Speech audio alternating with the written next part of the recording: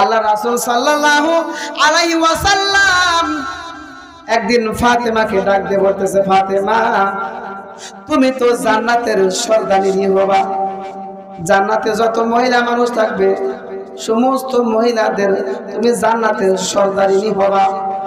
ও ফাতেমা তুমি জান্নাতের সর্দারিনী, তারপরেও তোমার আগে একজন মহিলা জান্নাতে যাবে।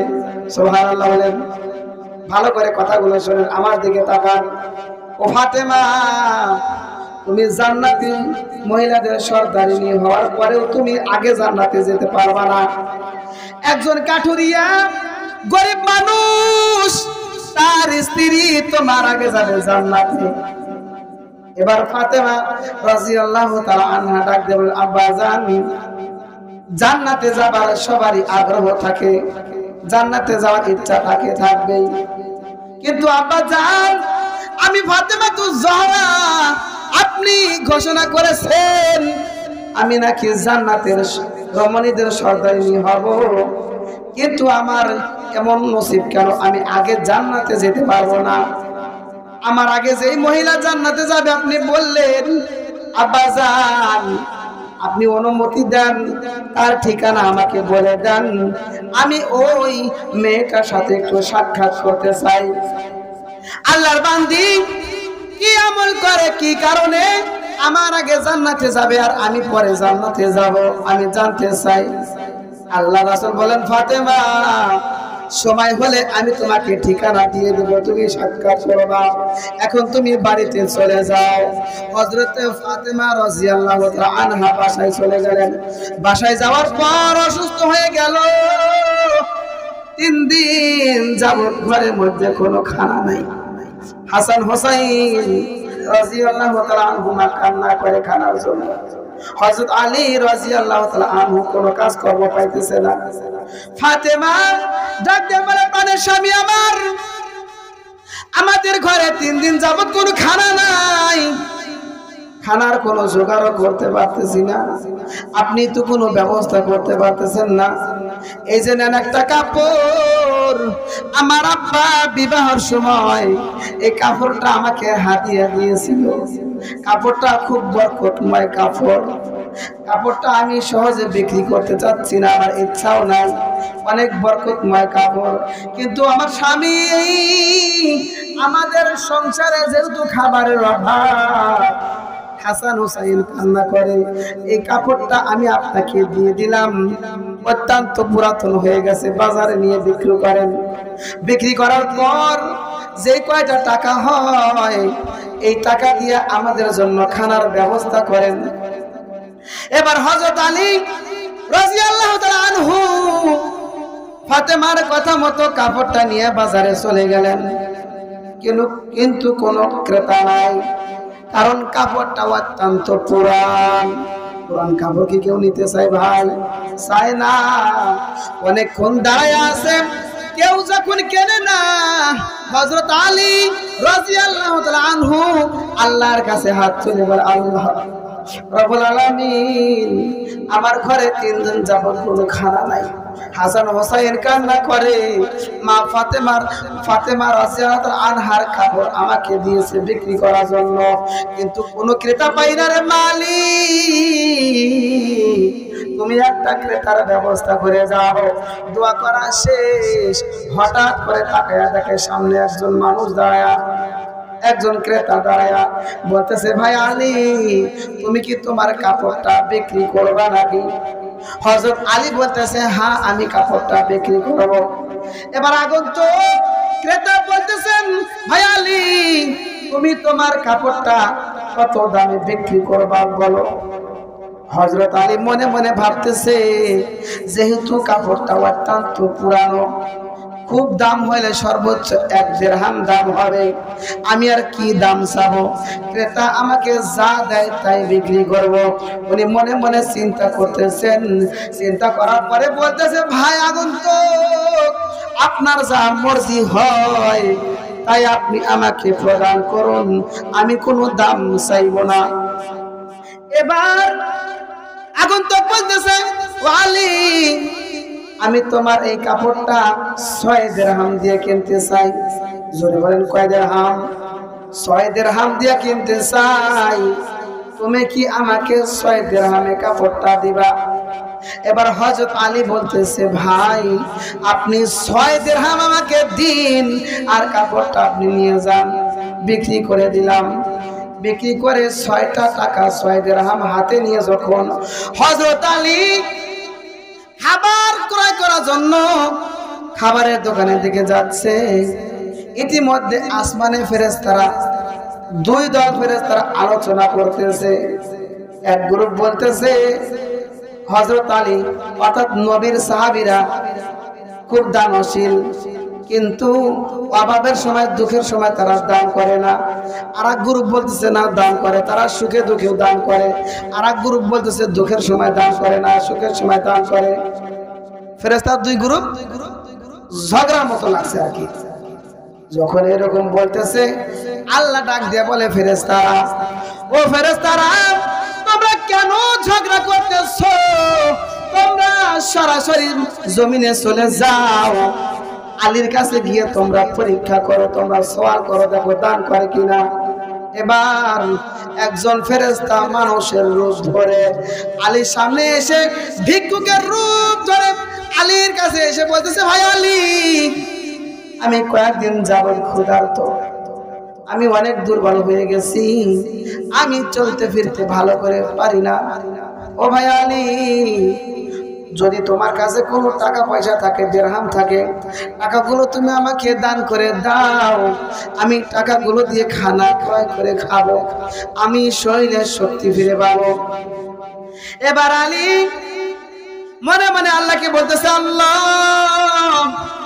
আমার ঘরে তো 3 দিন যাবত খানা নাই, ফাতেমার কাপড়টা বিক্রি করে 6 দিরহাম পেয়েছি, এখন আমি যদি ভিক্ষুককে 6টা টাকা দান করে দেই, আমার পরিবারের লোকজন না খেয়ে থাকবে, আর আমি যদি পরিবারের জন্য খাবার নিয়ে যাই, ভিক্ষুকটা ফিরে যাবে, মনে কষ্ট পাবে। আল্লাহ, আমি এখন কি করব? অবশেষে তিনি মনের মধ্যে স্থির করলেন, আমি টাকাগুলো দান করে দেব। হযরত আলী রাদিয়াল্লাহু তাআলা আনহু 6টা টাকা 6 দিরহাম এই ভিক্ষুককে দান করে দিল। আল্লাহর বান্দা ভিক্ষুক টাকাগুলো নিয়ে চলে গেল। হযরত আলী অনেক ভারাক্রান্ত মন নিয়ে বাসার দিকে ধীরে ধীরে যাচ্ছে। হায় রে, পুরাতন কাপড় বিক্রি করলাম 6 দিরহাম, কিন্তু খানা তো ক্রয় করতে পারলাম না, বাসায় যাব কেমনে? যাইতে যাইতে পথের মধ্যে আরেকজন ব্যক্তি একটা লাল ঘোড়া নিয়ে আসছে হযরত আলীর সামনে, এসে বলতেছে, ভাই ও আল্লাহর বান্দা, তুমি কি আমার ঘোড়াটা কিনবা নাকি? এবার হযরত আলী বলে, ভাই ঘোড়া কেনার মতন টাকা আমার কাছে নাই। আছে কি? নাই। আগন্তুক বলতেছে, ভাই আমি ঘোড়া তোমার কাছে বাকিতেই বিক্রি করব, তুমি ঘোড়া নিয়ে ব্যবসা করো, ব্যবসায় লাভ হলে তুমি আমাকে আমার টাকা দিয়ে দিও। এবার হযরত আলী বলতেছে, ঠিক আছে, তুমি যদি বাকিতে দাও আমি নিতে পারি। কত দিবা? 100 দিরহাম। ঠিক আছে, তোমাকে দিলাম। হযরত আলী রাদিয়াল্লাহু তাআলা আনহু বাকিতে 100 দিরহাম দিয়ে একটা ঘোড়া কিনলেন। ঘোড়াটা নিয়ে যখন বাজারের দিকে যাচ্ছেন, রাস্তার মধ্যে আরেকজন লোক, আল্লাহর ফেরেশতা মানুষের রূপ ধরে এসে বলতেছে, ভাই আলী, ও আল্লাহর বান্দা, তুমি কি তোমার এই ঘোড়াটা আমার কাছে বিক্রি করবা? এবার আলী বলতেছে, জি, আমি আমার ঘোড়াটা বিক্রি করব। কত দিবেন? বলে, আপনি দাম বলেন। বলে, আমি বলবো না, আপনি বলেন আপনি কত দিয়ে কিনতে পারবেন ঘোড়াটা। এবার আগন্তুক বলতেছে, ভাই আলী, আমি আপনার ঘোড়াটাকে 160 দিরহাম দেব। সুবহানাল্লাহ। তুমি কি দিবা? এবার বলতেছে, ঠিক আছে, আমি আপনাকে 160 দিরহামের বিনিময়ে ঘোড়াটা বিক্রি করে দিলাম। ঘোড়াটা বিক্রি করে দিলাম। কিনছিল কত দিয়া? 100। বিক্রি করলো কত? 60। লাভ হয়েছে কত? 60 দিরহাম লাভ। দান করেছিল কত? ছয়, আল্লাহ রাব্বুল আলামিন কোরআনের মধ্যে বলেছেন মান জাআ বিল হাসানাতি ফালাহু আশরু আমসালিহা। আল্লাহু আকবার। কেউ যদি একটা ভালো কাজ করে, আল্লাহর রাস্তায় যদি 1 টাকা কেউ দান করে, আল্লাহ তাকে 10 গুণ দিবে। জোরে বলেন কয় গুণ? 6 টাকা দান করেছে, 6 10 কে 60, আল্লাহ 60 টাকা তাকে দিয়েছে, 10 গুণ দান করেছে। এবার যাওয়ার সময় ওই আগের ঘোড়াওয়ালার সাথে সাক্ষাৎ। ঘোড়াওয়ালাকে বলতেছে, ভাই আপনার ঘোড়া বিক্রি করে 60 টাকা আমার লাভ হয়েছে, এই নেন আপনার 100 টাকা দিয়ে দিছে। বাকি 60 টাকা নিয়ে হযরত আলী ভালো ভালো খাবার ক্রয় করে বাসায় চলে গেছে। বাসায় যাবার পর হযরতে ফাতেমা রাদিয়াল্লাহু তাআলা আনহা বলতেছেন, প্রাণের স্বামী আমার, আপনি যতগুলো খাদ্য ক্রয় করে নিয়ে এসেছেন, এতগুলো খাদ্য আমার কাপড়ের বিনিময়ে হবে না। অত্যন্ত পুরান কাপড় আপনাকে বিক্রি করার জন্য দিয়েছি, সর্বোচ্চ 1 থেকে 2 দিরহাম হবে। আপনি যত খাদ্য এনেছেন, খাবার এনেছেন, অনেক টাকার খাবার, এটা আমার কাপড়ের বিক্রির টাকার মনে হয় খাবার না। আপনি খাবারগুলো কোথা থেকে আনছেন, কিভাবে আনছেন বলেন। এবার হযরত আলী বলতেছেন, ফাতেমা তোমাকে সব বলবো, আগে তুমি আমাকে ঘরের মধ্যে প্রবেশ করতে দাও, তারপরে সব বলতেছি। ফাতেমা বলে, না স্বামী আমার, আপনি বৈধভাবে আনছেন নাকি অবৈধভাবে আনছেন, কোথা থেকে আনছেন আমি জানতে চাই। আপনি না বলা পর্যন্ত আপনাকে ঘরে প্রবেশ করতে দেব না। এত খাবার কোথা থেকে পেলেন? লাস্টে যখন ঘরে প্রবেশ করতে দিয়েছে, বিস্তারিত খুলে বলেছে, এরকম আমি ব্যবসা করেছি। এরপর হযরতে ফাতেমা রাদিয়াল্লাহু আনহাকে ডাক দিয়ে আল্লাহ রাসূল ডেকে আনছিলেন। ডেকে এনে বলতেছে, ফাতেমা আমি যে তোমাকে বলেছিলাম তুমি জান্নাতি রমণীদের সর্দারিনী হবা, এরপরেও তুমি কিন্তু আগে জান্নাতে যেতে পারবা না। তোমার আগে জান্নাতে যাবে একজন কাঠুরিয়া স্ত্রী। মা বোনেরা ভালো করে শুনেন কথাটা, একজন কাঠুরিয়ার স্ত্রী ফাতেমার আগে জান্নাতে যাবে। কত বড় কথা! ফাতেমা খুব আশ্চর্য হয়ে গেল। বাবা ও আব্বা জান, ওই কাঠুরিয়ার বাড়ি কোথায়, আমাকে ঠিকানা দিন, আমি ওই কাঠুরিয়ার স্ত্রীর সাথে দেখা করব, সে কি আমল করে আমি দেখব, তার কাছে আমি যাব। এবার আমার আপনার নবী আল্লাহ রাসূল জনাবে মুহাম্মদুর রাসূলুল্লাহ, সবাই বলেন সাল্লাল্লাহু আলাইহি ওয়াসাল্লাম বলতেছেন, ও মা, অমুক জায়গায় একটা বোন আছে, ওই বোনের মধ্যে একটা ঝুপড়ি ঘর আছে, ওই ঘরের মধ্যে কাঠুরিয়ার স্ত্রী বসবাস করে, তুমি সেখানে যাও, সেখানে যাবার পর তার সাথে তুমি সাক্ষাৎ করো। ঠিকানা পাইয়া ফাতেমাতুজ জাহরা রাদিয়াল্লাহু তাআলা আনহা কাঠুরিয়ার স্ত্রীর সাথে দেখা করতে রওনা হয়ে গেল। কাঠুরিয়ার বাসায় গিয়া যখন দরজায় সালাম দিলেন, ইজাজত চাইলেন বাসার ভিতরে প্রবেশ করার জন্য, বাসার ভিতর থেকে উত্তর আসলো, ওয়ালাইকুমুস সালাম, আপনি কে? ফাতেমা বলতেছে, আমি ফাতেমা, আপনার সাথে আমি দেখা করতে এসেছি, নবীর মেয়ে ফাতেমা। ভালো করে শুনেন মা বোনেরা। এবার কাঠুরিয়ার স্ত্রী বলতেছে, ফাতেমা, নবীর মেয়ে ফাতেমা আমার বাড়িতে এসেছে, আমার কত সৌভাগ্য, আমার নসিব কত ভালো, নবীর কন্যা ফাতেমা আমার বাড়িতে পা রেখেছে। কিন্তু ফাতেমা, তুমিও মেয়ে মানুষ, আমিও মেয়ে মানুষ, আমার স্বামীর অনুমতি ছাড়া তোমাকে আমার বাড়িতে প্রবেশ করতে দিতে পারি না, এটাই নিয়ম। স্বামীর বাড়িতে স্বামীর অনুমতি ছাড়া অন্য কাউকে প্রবেশ করতে দেওয়া যায় না। ও ফাতেমা, আমি তোমার সাথে দেখাও করতে পারবো না। ফাতেমা, তুমি আজকে চলে যাও, আমার স্বামী রাত্রি বেলায় যখন বাসায় আসবে, আমি স্বামীর কাছ থেকে অনুমতি নিয়ে রাখবো। আমার স্বামী যদি অনুমতি দেয়, আগামী কাল আমি তোমার সাথে দেখা করব। হযরত ফাতেমা রাদিয়াল্লাহু তাআলা আনহা ফিরে আসলেন। তারপরের দিন আবার দেখা করার জন্য গেলেন কাঠুরিয়ার বাড়িতে। কাঠুরিয়ার বাড়িতে যাবার সময় বড় ছেলে হযরত হাসান রাদিয়াল্লাহু তাআলা আনহুকে সাথে করে নিয়ে গেছেন। ছোট্ট মানুষ মাকে বলতেছে, মা গতকাল তুমি কোথায় গিয়েছিলে, আমাকে নিয়ে যাও নাই, আজকেও তুমি কোথায় জানো যাইতেছো মা? ও মা তুমি আমাকে সাথে নিয়ে যাও। এই বলে মার পিছনে পিছনে চলে গেছে।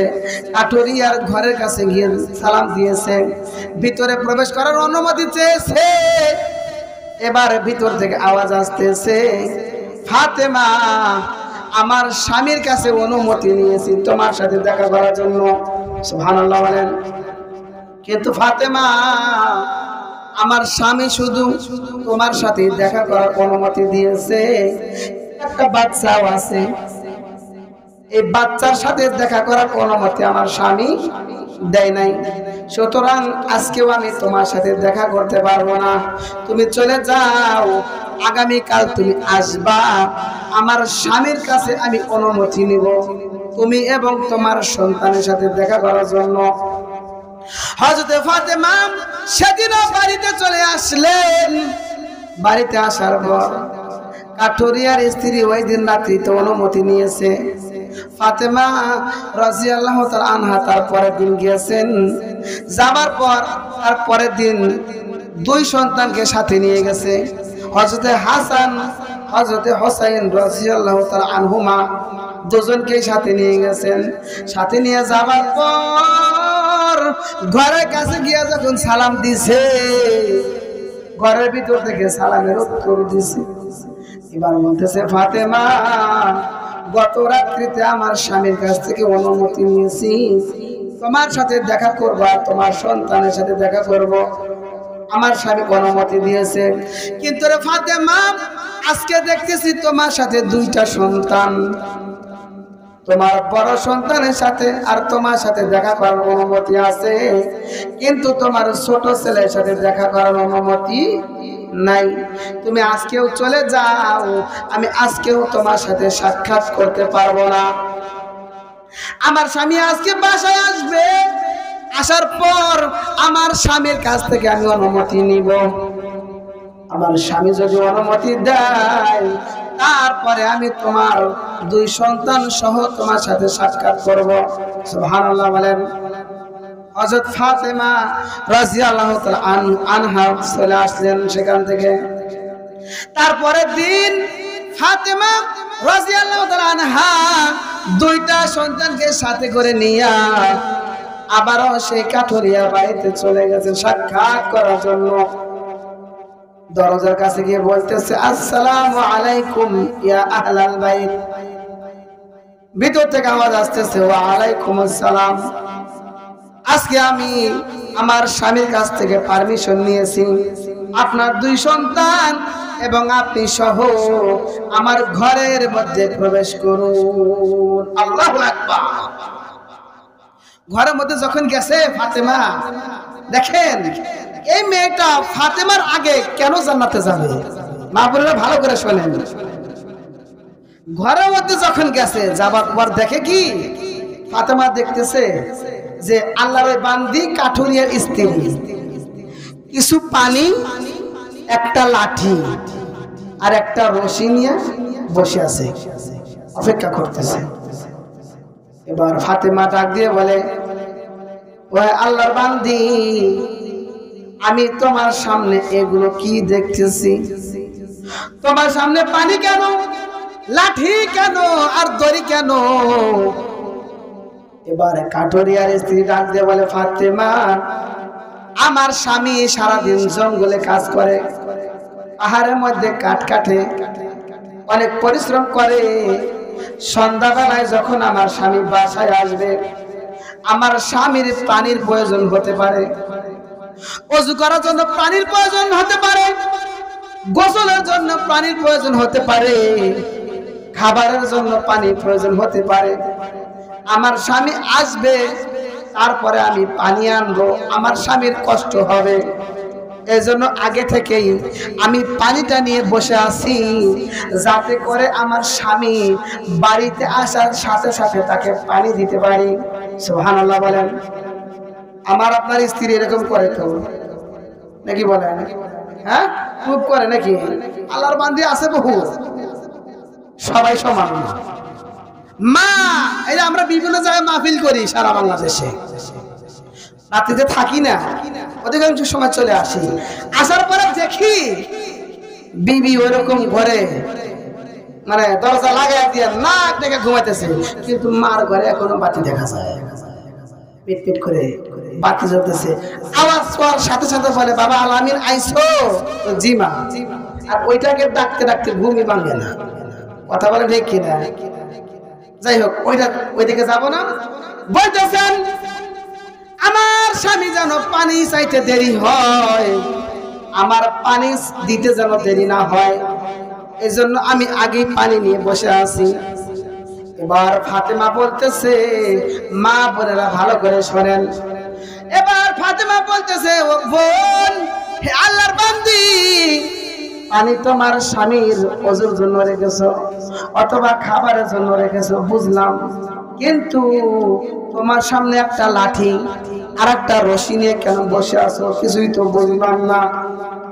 আল্লাহর বান্দি কাঠুরিয়া ডাক দিয়ে, কাঠুরিয়ার স্ত্রী ডাক দিয়ে বলে, ফাতেমা, আমার স্বামী সারাদিন পরিশ্রম করার পরে যখন বাসায় আসবে, আমার যদি কোনো অপরাধ খুঁজে পায়, আমার যদি কোনো অন্যায় পায়, আমার যদি কোনো ভুল পায়, আমার স্বামী যদি আমাকে শাস্তি দিতে চায় ভুলের কারণে, আমার স্বামী লাঠি খুঁজবে কখন, আনবে কখন, আমাকে শাস্তি দিবে কখন? দেরি হবে। আমার স্বামীর কষ্ট হবে লাঠি খুঁজে আনতে, দড়িটা খুঁজে আনতে আমার স্বামীর কষ্ট হবে।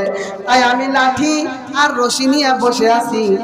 আমার স্বামী যদি আমাকে কষ্ট দিতে চায়, আমাকে যদি শাস্তি দিতে চায়, তাহলে এই লাঠিটা দিয়ে যেন আমাকে শাস্তি দেয়।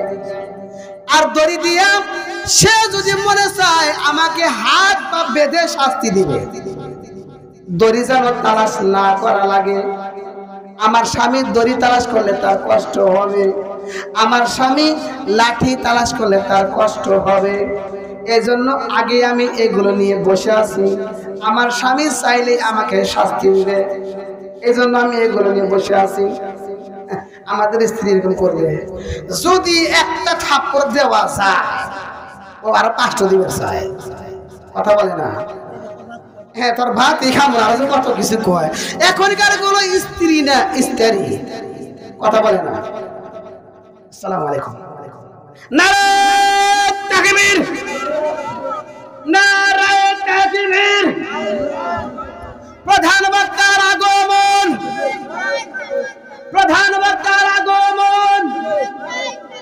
কলাগাছির পক্ষ থেকে, কলাগাছি তো নাকি, কলাগাছির পক্ষ থেকে নারায়ে তাকবীর। এখনো যারা আসি নাই এদের সাথে ঘোরাফেরা করতেছি, প্রধান মেহমান এসে গেছে। আমি 2 মিনিটের মধ্যে আলোচনা ছেড়ে দেবো। উনি গুরুত্বপূর্ণ আলোচনা করে, সারা বাংলা যিনি ওয়াজ করেন, ইউটিউবে ফেসবুকে যিনি ভাইরাল, ইউটিউবে সার্চ করলে যার ওয়াজ সর্বপ্রথমে আসে মাওলানা হাফিজুল বিন হাসান সিদ্দিকী। এখন বলেন বা লেখেন, দেখেন কত ওয়াজ আছে সামনে। সেই ভাইরাল ব্যক্তি আপনাদের মাঝে এসেছে, ওনাকে পাওয়া যায় না, ডেট খালি থাকে না, অনেক সিরিয়াস আত্মীয় হয়। এখন আসছে সেই সুবাদে দিনেরও প্রচার করতে হবে। আপনাদের সুবর্ণ সুযোগ, এই সুযোগে আসুন, বসুন, কিছু কথা শুনুন। 2 মিনিট যে কথা বলতেছিলাম, এখনকার স্ত্রীরা স্বামীর খেদমত করতেছে না। এগুলা আর স্ত্রী না, এগুলা স্ত্রী।